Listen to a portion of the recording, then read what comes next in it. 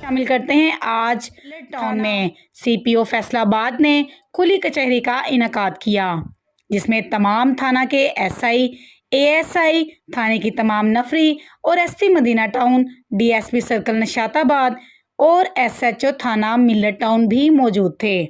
علاقے کی لاکثیر تعداد میں معززین نے بھی شرکت کی۔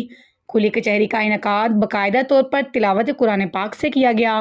اس کے بعد سی پی او فیصلہ آباد نے لاکثیر تعداد میں تمام لوگوں کے سامنے میڈیا سے خطاب کرتے ہوئے کہا کہ جب تک عوام کا ساتھ ہمارے ساتھ ہے، ہم ایک مضبوط چٹان کی طرح ہر کریمنلز کا سامنا کریں گے، ان کو کیفر کردار تک پہنچا کر ہی دم لیں گے۔ علاقے میں جو کریمنلز لوگ پولیس پر درخواستیں دیتے ہیں، ہم ان کا بھی سامنا بہادری سے کرتے رہیں گے۔ سی پی او فیصلہ آباد کا مزید کہنا تھا کہ کھلی کچہری کا مقصد شرفا کو انصاف ان کی دہلیز تک مہیا کرنا ہے۔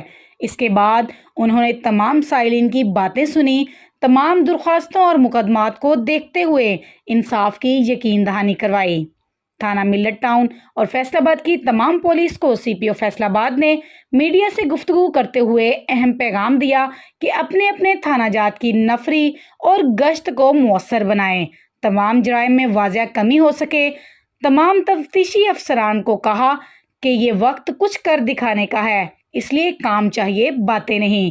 کسی بھی مقدمے کی تفتیش کو اگر کسی افسران نے غلط رنگ دینے کی کوشش کی تو اس کے خلاف بھی سخت سے سخت قانونی کارروائی کی جائے گی، اور میں کسی کو معطل یا شوکز نوٹس نہیں دوں گا، بلکہ اس کو اس نوکری سے برخاست کیا جائے گا۔